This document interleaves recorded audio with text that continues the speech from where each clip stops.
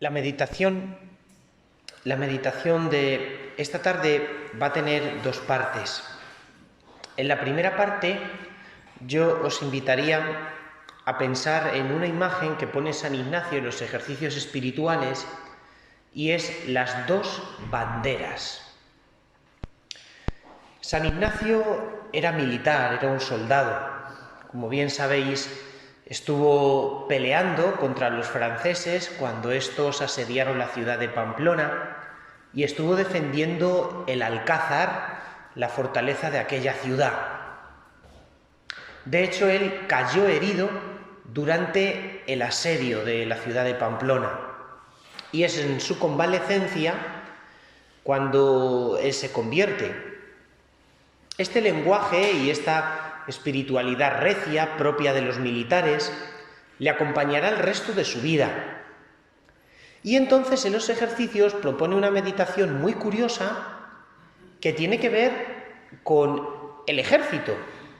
Hay dos banderas que representan dos ejércitos. Generalmente la guerra la gana cuando un ejército conquista la posición de otro y llega hasta la bandera, cuando se juega a maniobras o airsoft o cosas de estas, o al, ¿cómo se llama?, el paintball de disparar bolas de pintura y todas estas cosas, que es súper divertido, te lo pasas muy bien con eso. Pues consiste en que se forman dos equipos y tienes que conquistar la bandera del otro equipo. Y entonces San Ignacio dice que hagamos un preámbulo, una composición de lugar en la cual nos imaginamos dos ejércitos enfrentados el uno al otro en una guerra a muerte. Hace poquito estrenaban en el cine la película de 1917 sobre la Primera Guerra Mundial, como película una obra maestra. Yo estuve a verla con bastantes jóvenes de la parroquia y es increíble, ¿no?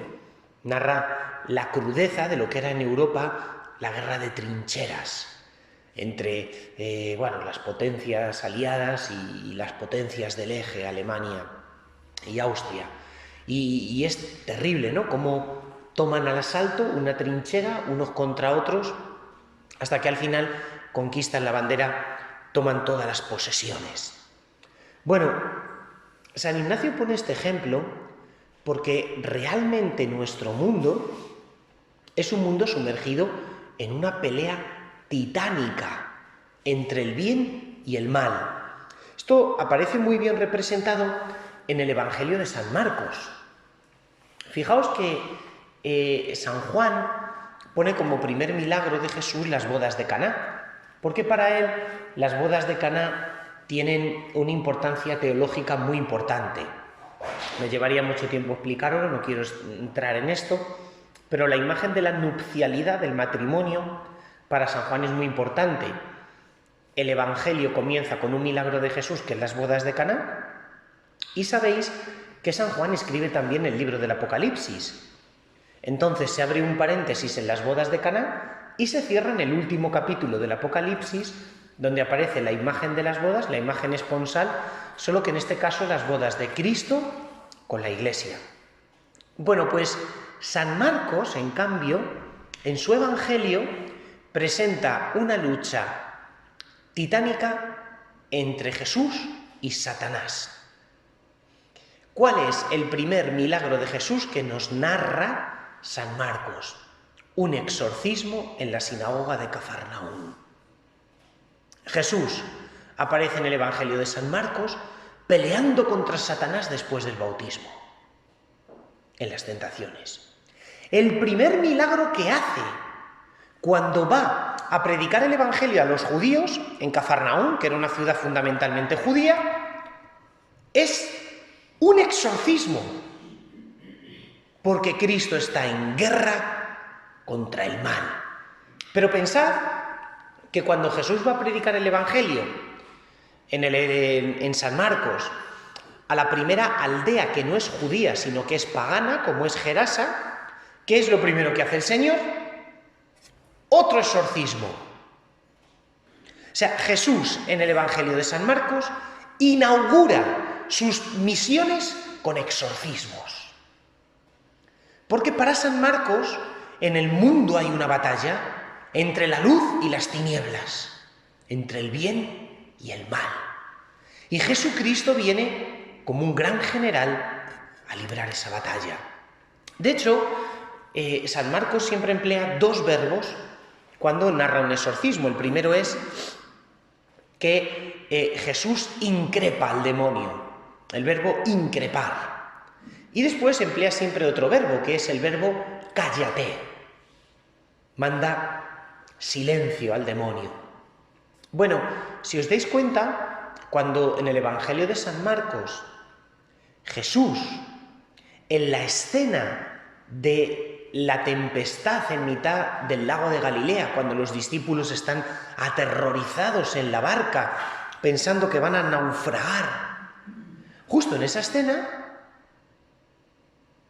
¿qué es lo que sucede? Que Jesús a la naturaleza la increpa y aparece el mismo verbo que se usa para narrar un exorcismo. ¿Y qué le dice a los vientos? Cállate, lo mismo que Jesús dice para expulsar a los demonios. San Marcos, los milagros de naturaleza, los milagros de calmar la tempestad sobre la naturaleza, los narra también utilizando, digamos, la plantilla, el esquema de los exorcismos. ¿Por qué? ¿Qué pretende decirnos el evangelista San Marcos con esto? Es muy profundo. Que toda la vida de Jesucristo es un combate entre el bien y el mal, entre la luz y las tinieblas. Es impresionante, pero así es. Y San Ignacio dice que hay dos ejércitos, el ejército del mal y el del bien. Y el demonio, en el ejército del mal, lanzando un pregón, es el rey terrenal de este mundo, e invitando a sus soldados, a su tropa, a gozar de placeres, a gozar de consuelos, a gozar de triunfos, a gozar de la vida, sin ningún tipo de cruz, ofreciendo simplemente glorias mundanas. Porque esto es importante, fijaos, el demonio siempre cuando tienta a Jesús, lo que hace es proponerle un mesianismo sin cruz, un mesianismo glorioso, un mesianismo sin sacrificio. Aparece muy claro en las tres tentaciones del desierto, pero vuelve a aparecer también muy claro cuando la gente que estaba al pie de la cruz de Jesús en el Calvario empieza a decirle: si eres el Hijo de Dios, baja de la cruz. Si os dais cuenta, esas son las mismas palabras que el demonio le dijo en el desierto. Si eres el Hijo de Dios, haz que... puntos suspensivos y tres tentaciones. Si eres el Hijo de Dios, ¿y dónde vuelve a aparecer otra vez esa tentación? Al pie de la cruz. Si eres el Hijo de Dios, bájate. ¿Por qué la gente que estaba contemplando la escena de la crucifixión, o mejor dicho, las autoridades del pueblo, que a Jesús le decían: si eres el Hijo de Dios, bájate de la cruz, emplean la misma frase que el demonio en las tentaciones? Esto es muy profundo. Pues porque en el fondo ambos pasajes se están iluminando. ¿Qué está diciéndole el demonio a Jesús cuando él estuvo en el desierto? Puedes vivir un mesianismo, pero sin cruz, glorioso, cómodo, regalado. Y en la cruz de nuevo la tentación: bájate de ahí. ¿Qué es, dice San Ignacio, lo que promete este rey temporal, este demonio, a su ejército, a su séquito, a su tropa? Lanza un pregón para que la gente se enrole en su ejército, para que la gente se aliste, y promete glorias mundanas sin cruz. Promete solo beneficios, promete solo bienes temporales, promete solo placeres, promete solo apariencia de éxito. Como cuando Eva fue a morder de la manzana, que dice el libro del Génesis, qué frase tan bonita. Vio que la manzana era apetitosa a los ojos, de buen sabor y codiciable para alcanzar conocimiento. Es decir, no percibió que ahí había veneno, todo lo contrario. Que era apetitosa, pero no que contenía un veneno de muerte. Y es que esta es la diferencia entre Dios y el demonio. El demonio te lo ofrece todo, te lo da todo, pero luego ¿qué sucede? Te lo roba todo.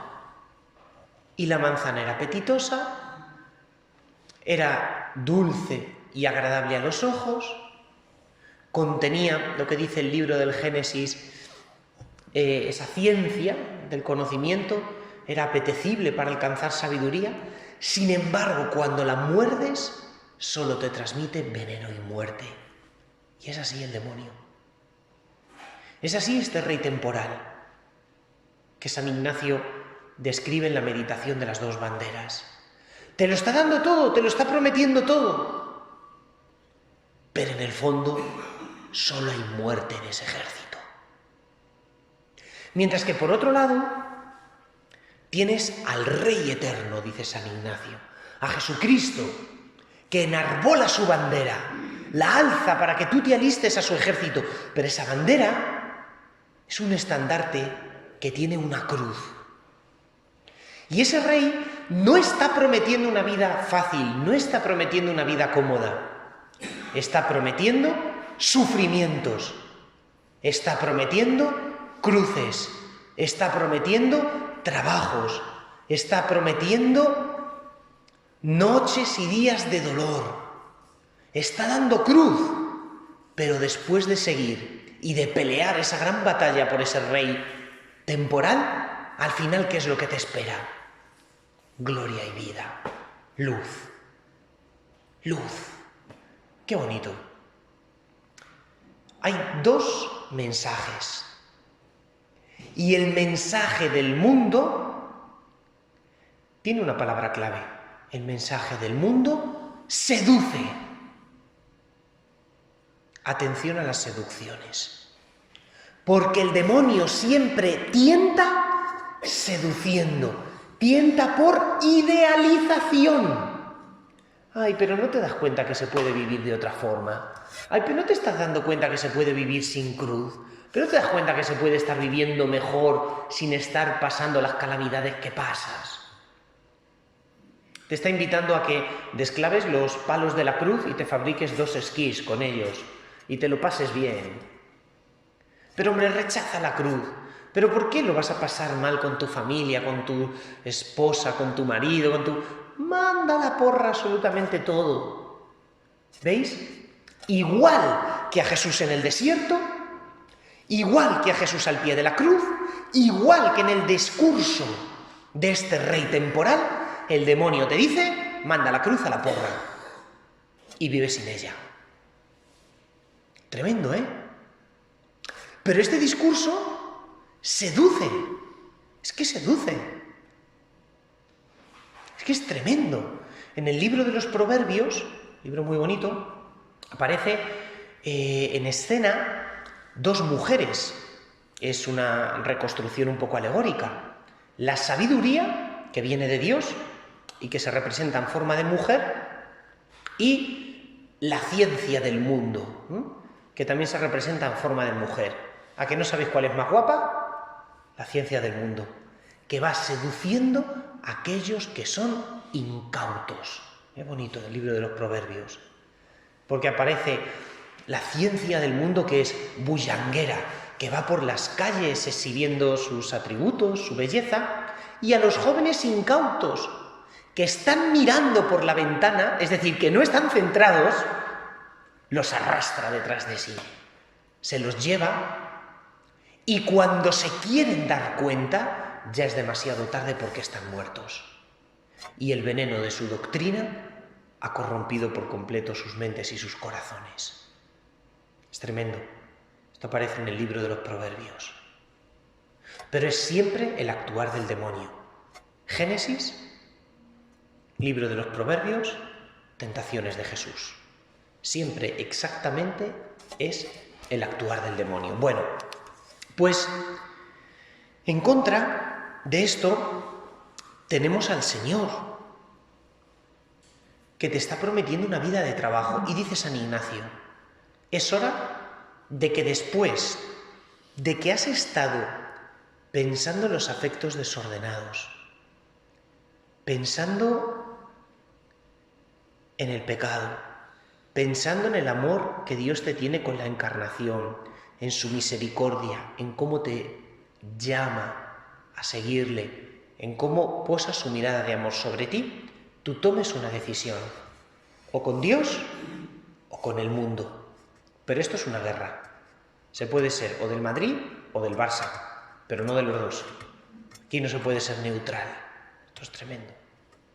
Y que con determinada determinación le digas a Jesús, yo te voy a seguir. Hay un autor que a mí me encanta, que es Tolkien, no sé si os sonará. Tolkien es un personaje impresionante del siglo XX, fue profesor en la Universidad de Oxford, una de las grandes mentes del siglo XX, porque él es famoso por sus obras de literatura, en concreto una que se llama El Señor de los Anillos, que, bueno, es literatura de ficción, pero es muy bonita, es una gran obra que luego se ha llevado también al cine. Él era profundamente católico, Tolkien. De hecho, hace poco uno de sus hijos moría y salían todas las noticias porque inculcó mucho a su familia, ¿no? Pues esa fe. Él era profesor, como os he dicho, en la Universidad de Oxford, y él era una mente privilegiada. Tenía una capacidad impresionante para aprender idiomas. Conocía más de 17 lenguas. Era profesor de lingüística. Y en su obra del Señor de los Anillos inventa idiomas. Aparecen un montón de personajes, aparecen orcos, que son personajes horribles, feos, aparecen los elfos, que son personajes muy bonitos, muy guapos, están llenos de belleza interior y exterior, mientras que los orcos están llenos de podredumbre interior y exterior. Y lo que hace Tolkien es inventar un idioma, incluso para los orcos, un idioma para los elfos. El idioma de los orcos es un idioma cacofónico, feo, gutural, mientras que el idioma de los elfos es un idioma eufónico, que suena muy bien, la grafía incluso es muy bonita, porque la lengua, para Tolkien, es reflejo del pensamiento, como la filosofía clásica siempre ha dicho, y también reflejo del ser. No hay una ruptura entre ser, pensamiento, conocimiento y lenguaje. Va todo unido. Bueno, él es este Tolkien impresionante, ¿no? Porque en esta gran obra del Señor de los Anillos, él presenta la historia humana, es como una alegoría, como una lucha entre el bien y el mal. Las fuerzas oscuras se han apoderado del mundo. El mal tiene una fuerza impresionante, un poder de arrastrar y de seducir, que nadie se puede sustraer de ese poder, y solo quedan unas pequeñas personas débiles, solas, que resisten a ese mal, y que son capaces de dar batalla contra ese mal de la historia. Unos poquitos elfos, unos cuantos hobbits, que son unos enanitos, y alguien más. Tolkien era profundamente católico, y en El Señor de los Anillos lo que él hace es dibujar la historia bíblica, la historia real, y es la batalla entre el bien y el mal de la historia.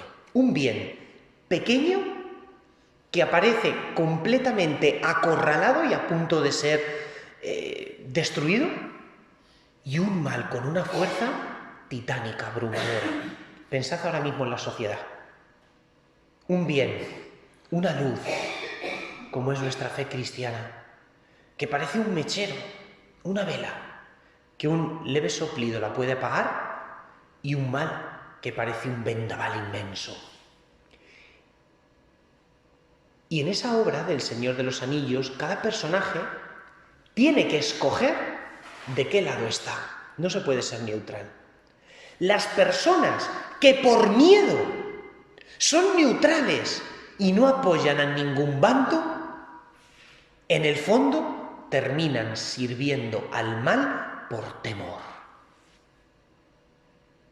Y el mal se las termina comiendo por temor y por cobardía. Nos está pasando a nosotros esto en la vida. Nos podemos ver pequeños. De hecho, es curioso que al final el que en El Señor de los Anillos logra la victoria es un enanito, un hobbit chiquitito. Es el que al final logra llevar a esa humanidad que se resiste a la gran batalla de la victoria sobre el mal. ¿De qué parte estamos nosotros? Uno dirá, bueno, está claro, o sea, yo estoy de parte del bien. Bueno, imaginaos yo que soy cura. ¿De qué parte voy a estar? Pues de la buena, del bien. Yo soy del Real Madrid. Pero la cuestión no es tan fácil. ¿Recordáis que ayer o antes de ayer, no me acuerdo, os di una frase del cardenal Charles Journet, un gran cardenal, gran teólogo del siglo XX, que decía que las fronteras entre Dios y el mundo no pasan por la puerta de la iglesia, sino que pasan por dentro de mi corazón. Uñas. Esa guerra entre el bien y el mal no está fuera. No es una guerra entre los que van a misa y los que no van a misa. No es una guerra entre los que piensan así y piensan asá. Es que la guerra entre el bien y el mal, las trincheras de esa batalla, pasan por dentro de mi corazón. Es que esa batalla se libra en mi corazón. Es que en mi corazón hay parte, todavía, que se deja arrastrar por esa fuerza oscura. Parte que es susceptible de ese poder de seducción del mal. Y por eso en la meditación de las dos banderas, yo le tengo que decir a Cristo: Jesús, arranco de mi corazón aquello que todavía queda de sombras para seguirte únicamente a ti, para ir poniendo cada vez mayor empeño en ratificar esa llamada y esa elección. Una frase que aparece en la segunda carta de San Pedro, capítulo 1, versículo 10. Dice: poned cada vez mayor empeño en ir ratificando vuestra llamada y elección. Es decir, empeñarnos en seguir a Jesucristo. Claro, seguir a Jesucristo, seguir a este Rey eterno, es costoso. Pero aunque parezca que Él te lo pide todo, en realidad te lo está dando todo. Hay una frase muy bonita de San Juan de la Cruz. Él dice, a propósito, hablando de las pruebas y los sufrimientos, Dios no les dio a los hijos de Israel el maná que venía del cielo hasta que no les faltó la harina que traían de Egipto. Qué bonito. Pensadlo. Dios no les dio a los hijos de Israel el maná que venía del cielo, o sea, su ayuda sobrenatural, hasta que no les faltó la harina que ellos llevaban de Egipto. Qué curioso. ¿Qué quiere decir eso? Que hasta que ellos no se despojaron de todas sus seguridades, hasta que ellos no lo abandonaron todo por amor a Dios, toda la comida que llevaban en la mochila, según habían salido de Egipto, Dios no les empezó a dar su ayuda sobrenatural. Por eso, no tenemos que tener miedo de quedarnos despojados, desnudos por seguir a Jesús. Porque luego Jesús jamás hará que te falte esa ayuda sobrenatural de Él, perdón.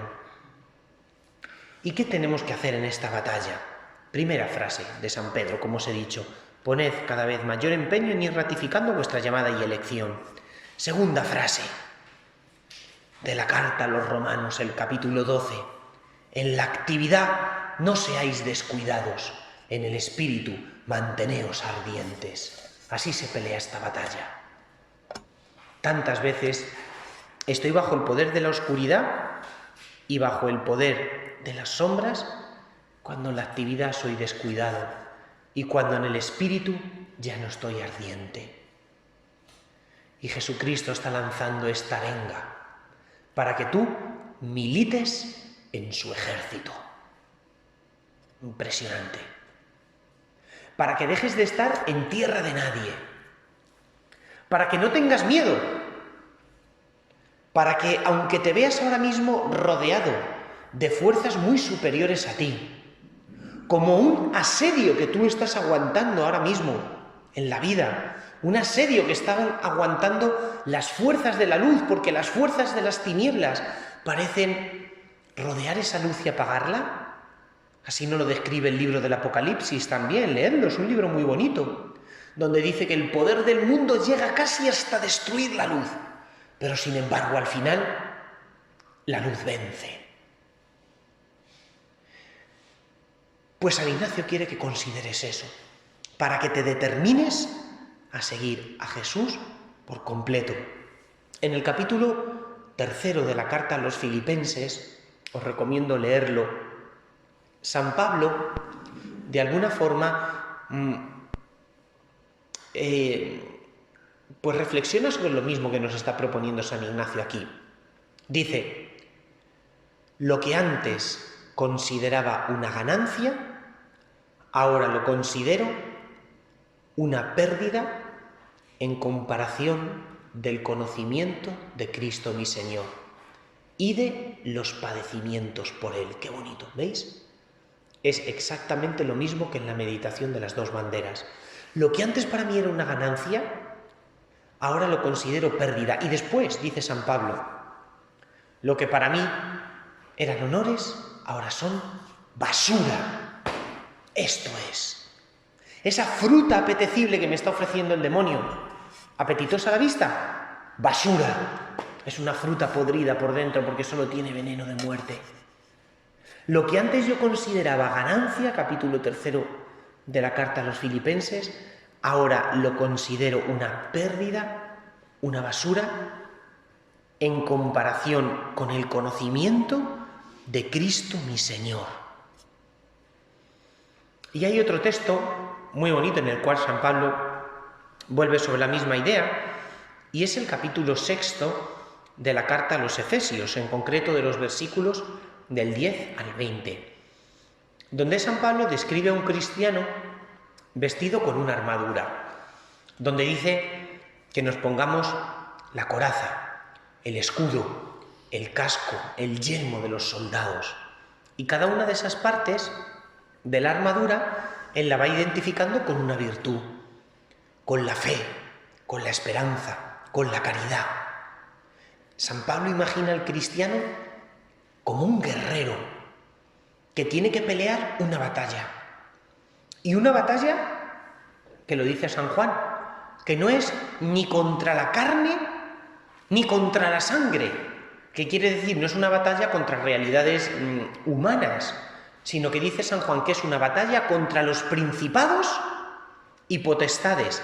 ¿Qué quiere decir principados y potestades? Bueno, en el lenguaje del judaísmo intertestamentario del siglo II a.C., en nuestra época, al siglo I después de Cristo, principados y potestades son categorías angélicas. Es decir, se está refiriendo a que nuestra batalla no es contra la sangre y contra la carne, sino contra principados y potestades, es decir, contra demonios, contra categorías angélicas, contra el mal del mundo, que tiene un carácter personal, Satanás y sus ángeles.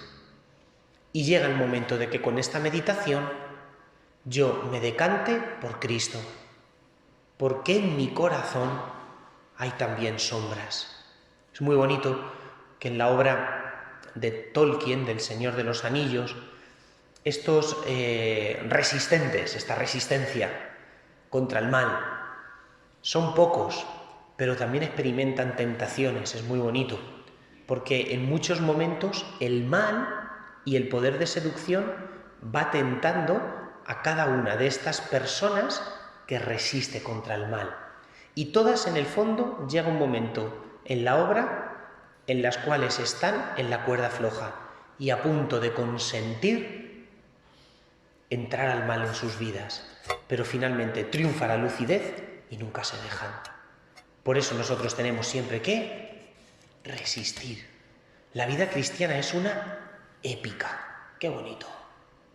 La vida cristiana no es un irenismo de paz.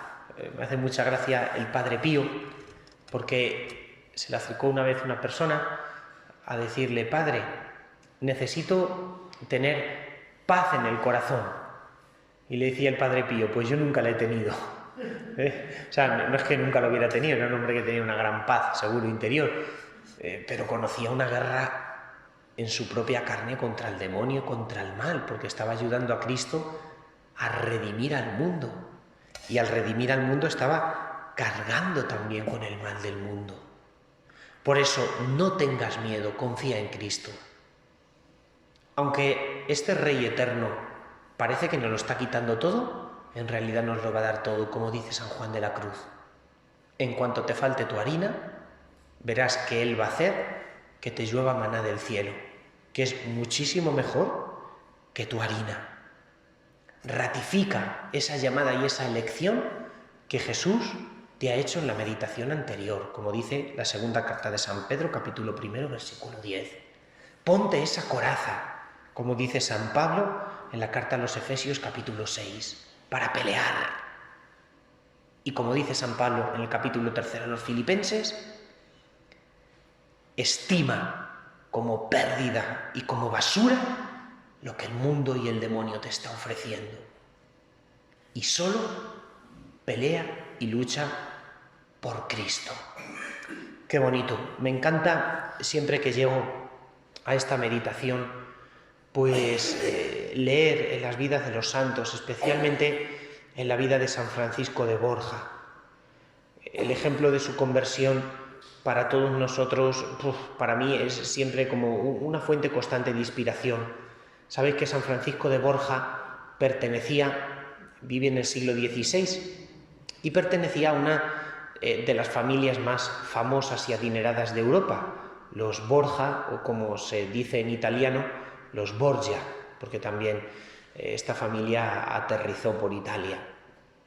Él era duque de Gandía, consejero del emperador Carlos, grande de España y virrey de Cataluña, como Puigdemont. Tenía todos esos títulos. Y era un hombre de mundo, un hombre creyente, cuidado. Él no era una persona frívola, era una persona creyente y de fe. Pero que cuando muere la emperatriz Isabel, justo aquí en Toledo, en el Palacio de Fuensalida, al lado de Santo Tomé, pues a la emperatriz Isabel la tienen que llevar a Granada, porque en Granada estaba el lugar del enterramiento y porque allí estaba el emperador Carlos. Y cuando van transportando el féretro, imaginaos, por aquellos caminos, bajar de Espeñaperros, entrar en Andalucía, dejar la meseta en aquellas épocas, con carretas, con barro, con calor. Cuando llegan a Granada, después de sepa Dios cuántos días o semanas se le pasan, pues es a Francisco de Borja, gran hombre del imperio, al cual le toca reconocer el cadáver de la reina y abrir ese ataúd. Y cuando abre ese ataúd, la emperatriz Isabel, que era una de las mujeres más bellas del imperio, tenía fama de ser una mujer de una belleza increíble, pues aquello era una gusanera total. Estaba descompuesta. Y en ese momento San Francisco de Borja pronuncia esa frase que dice: jamás volveré a servir al Señor que se me pueda morir. Y el virrey de Cataluña, duque de Gandía, grande de España y consejero del emperador, deja su armadura, se pone un hábito y se va a vivir a una cabaña en el Pirineo catalán, a cortar su propia leña, a vivir entre árboles, a hacerse un chozo, una cabaña y a entregarse a la penitencia. Finalmente entró en los jesuitas y llegó a ser el tercer propósito general de la Compañía de Jesús. ¿Pero qué es eso sino abandonar el ejército del mundo por servir al ejército de Cristo? ¿Y cómo puedo yo servir a Jesucristo?